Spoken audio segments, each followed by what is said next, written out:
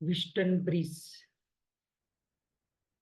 Last 2 યરથી આ question પૂછાયેલો નથી. પૂછાની probability છે આ વર્ષે.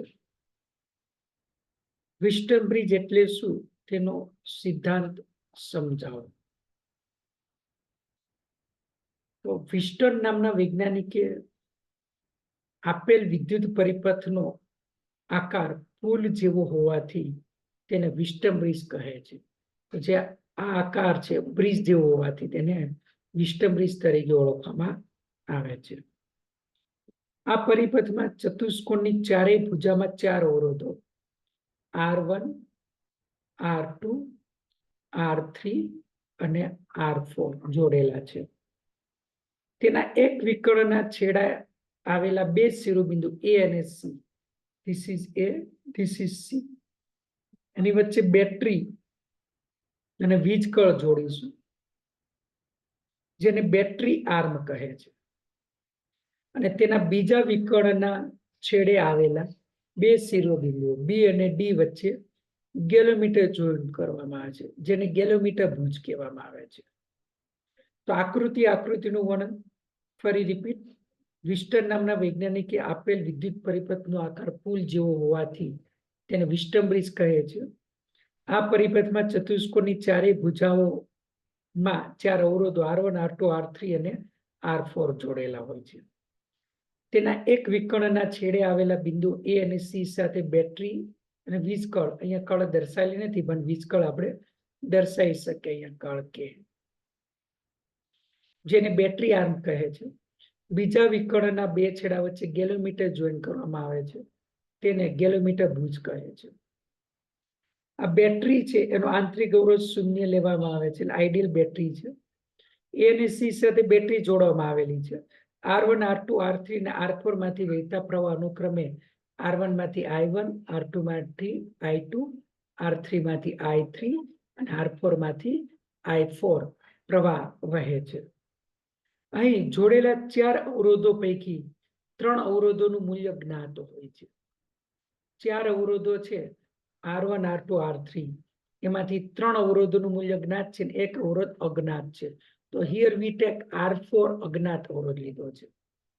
4 અવરોધો છે R1, R2, R3 પૈકીના 3 અવરોધો R1, R2, R3, એનું મૂલ્ય એવું પસંદ કરવામાં આવે કે જેથી ગેલોમીટરમાંથી પસાર થતો પ્રવાહ 0 થાય. એટલે ગેલોમીટર કેવું આવર્તન દર્શાવે?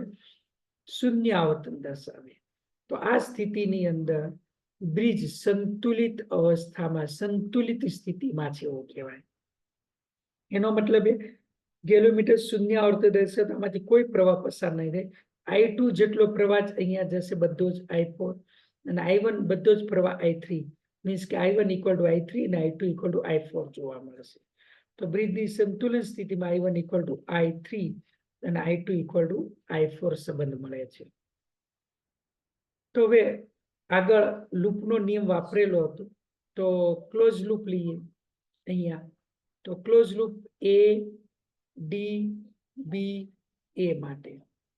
તો A, D, B અને બીજી લૂપ છે C, B, D, C. આ લૂપ બંને માટે કિર્ચોફનો નિયમ વાપરીએ. આના માટે વાપરીશું A થી D. તો કરંટની ડિરેક્શનમાં સ્થિતિમાન ઘટ એટલે -I1R1. તો -I1R1. આમાંથી કોઈ પ્રવાહ પસાર નથી થતો એટલે સ્થિતિમાનનો તફાવત 0. અહીંયા B થી A જઈએ એટલે પ્રવાહની વિરુદ્ધ દિશા એટલે +I2R2. તો અહીંયા આપણે લીધું +I2R2 = 0. તેથી આને આ બાજુ લઈ લઈએ તો I1R1 = I2R2.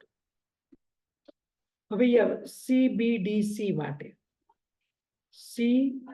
CBDC, C થી B જાઓ તો પ્રવાહની વિરુદ્ધ દિશા, તો નીચે આવે છે પણ અહીંયા લખીએ +I4R4. અહીંયા કરંટ કોઈ પસાર નથી થતો એટલે વી ટેક 0. અહીંયા D થી C કરંટ dx એટલે -I3R3 = 0.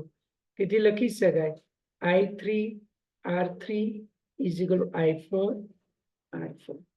આ બંનેનો રેશિયો લઈ લેશું. ઇક્વેશન 1 ને ઇક્વેશન 2 નીચે લખેલું છે લઈએ.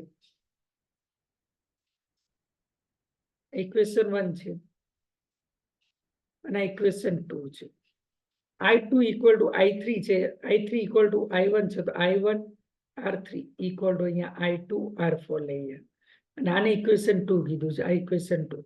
તો 1 અને 2 નો રેશિયો લઈએ અથવા 2 અને 1 નો રેશિયો લઈ લઈએ તો બંનેનો ગુણોત્તર લઈએ તો અહીંયા જોઈએ છે અહીંયા I1 કેન્સલ થશે, અહીંયા I2 કેન્સલ થશે, તો અહીંયા વધ્યું R1, અહીંયા વધ્યું R3, તો R1 by R3 and R2 by R4.